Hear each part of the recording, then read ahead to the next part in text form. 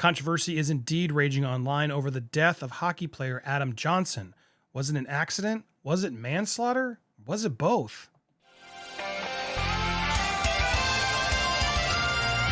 Welcome to Popcorn Planet. I am Andy Signor, and this one is all over Twitter. It is a tough one to watch. We're not going to obviously show you the full video. There's a much longer, hard to watch version of this, but I want to talk about the story in general, and I want to share some of it and get your thoughts on, does this look intentional? Let's start here with this Fox Minnesota clip here, Minneapolis, giving you a little bit of background of the story and remembering this player, Adam Johnson. One you talk to just says what a humble stand-up guy Johnson was, and now his death reigniting a conversation about neck guards in the sport. All this as his former NHL team took to the ice tonight with a beautiful tribute. Adam was a great teammate, friend, and member of the Penguins family. A moving tribute in Pittsburgh tonight as opposing teams circled up at center ice in honor of a former Penguin player killed while playing the game. Ladies and gentlemen, please stand and cheer one more time for number 47, Adam Johnson. The moment speaking to the impact Johnson's sudden and tragic death has had on the hockey community. You know, anytime you lose a family member, it hurts, right? Johnson's former coach at UMD speaking publicly today.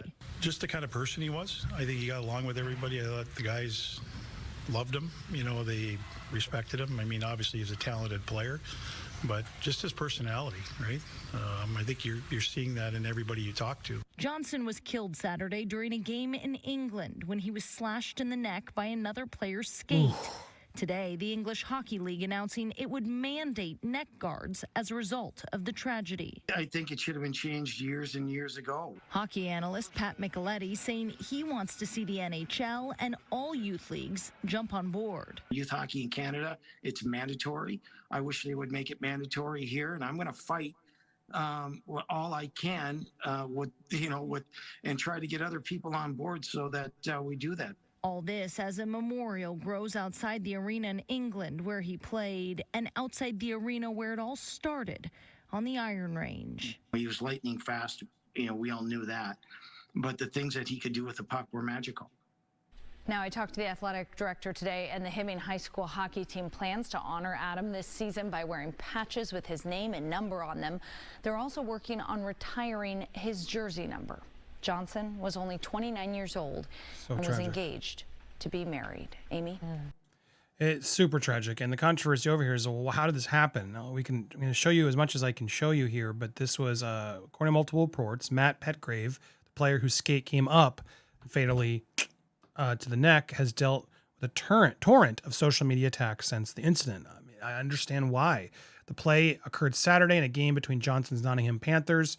But what's so crazy about this, as you can sort of see in these stills, is yes, there's a little bit of a bumble and a hit from somebody else, but his foot goes so high up to an area that he was looking that you'd think you would avoid at all costs putting your foot that high, knowing that your foot has a blade on it, a hockey blade. It's really, really hard to watch. Now, police are investigating the circumstances of the 29-year-old's death, which was described as a freak accident by the Panthers. But the low-quality video shows Petgrave bumping into another player and his skate going up in the air and hitting Johnson. Petgrave is a journeyman enforcer and leads the penalty minutes. This is the guy who did it and gets checked. I guess checks a lot. He's been gotten into penalties a lot, and some say he's a dirty player that does this often. Part of the reason he's getting some of this hate. Fox News host Jesse Walters said in an interview with an ex-Ranger, Sean Avery, that the play looked like murder to him. But the player knocked back. Well, that's a pretty dangerous word to be throwing around. I've watched it. It's terrible. It's tough to watch. Did this kid make a move that was very unorthodox? Do I think he was trying to make contact of some sort? Absolutely. Do I think he woke up and said, I'm going to murder somebody today? No. And that's from a player who said that. And honestly, both of those things can be true. That's why there's involuntary manslaughter. It's kind of like the Alec Baldwin case as well. But here's what I can try to show you. I'm going to show you the beginning part. I'm not going to show you this is not where he finished. This is where it started. They then took him, obviously, there was a lot of red, and they took him off the ice. We're not going to watch any of that portion. But here is the moment leading up to it. It's slow-mo. We've zoomed in here, and I am going to pause as it gets there so we don't see it actually happen. But this is the player. This is the person who passed. And this is the player to watch as the, I guess it's which one? You'll notice. Yeah, it's this one. He's going to, there it is.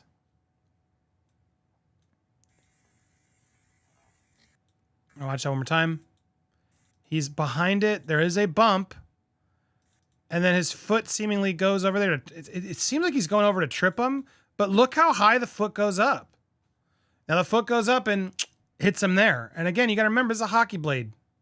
It's a hockey blade. So like, did he intentionally want to go like end this guy? No, I don't believe that at all. And I don't know who's suggesting that, but could he have been more careful in his foot going up this high while trying to clearly trip up or do it? That's high, guys. That's high. That's very high. I don't get it. Now you see the build up, and I'm going to go to a photo right here that shows it. Here he is with his fiance. Oh, so young. This is so sad. For what? Why was this guy playing so aggressive? I mean, there it is. That's sort of the question that's been asked. And I see a lot of hockey players online. They're all defending him because, look, I do believe this was an accident to an extent, but that doesn't mean that accidents can't also have consequences, right? That doesn't mean that he doesn't still need to have accountability for it. It's involuntary manslaughter. It happens all the time. Could he have put his foot down more? That's the debate. To me, as I look at this, it sure feels, and as the hockey player in the quote there says, it sure does feel like he was trying to make contact, and it was unorthodox, and it was higher. And this movement from the player in front of them doesn't seem like it really was impeding him in a way where he had to completely go up. He clearly is facing that direction and knew, you know what I mean? As we look at this, he knows where the puck is, right? He's staring at the puck. Eyes are on the puck. This guy's getting in his way. So he knew where it was. He then goes behind him. And then he's falling. He knows how close the guy is. And as he's falling down, I mean, look, lifting your leg up at all towards the player like this is so dangerous. They are not just shoes. This is bad news bears, in my opinion. Look, intentional is where I guess this falls in the line. I'm curious what you guys think as you see it. Do I believe he wanted to end this guy? No. Was he trying to like take it that far where this guy now is no longer with us? No, I don't believe that.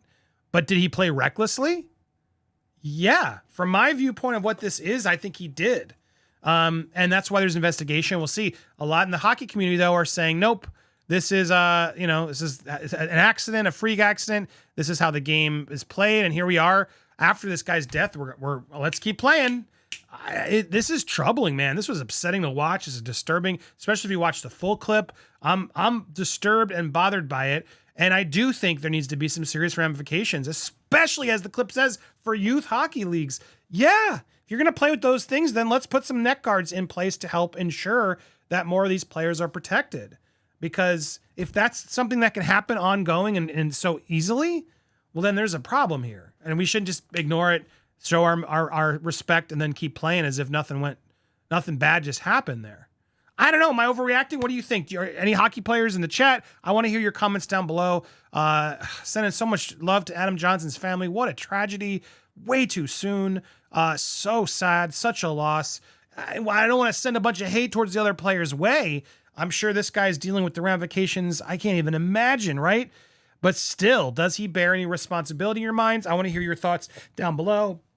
Also, if you haven't already, hit that subscribe button, hit the bell for alerts, smash that like button, and let me know. Thanks in the comments. Appreciate you guys.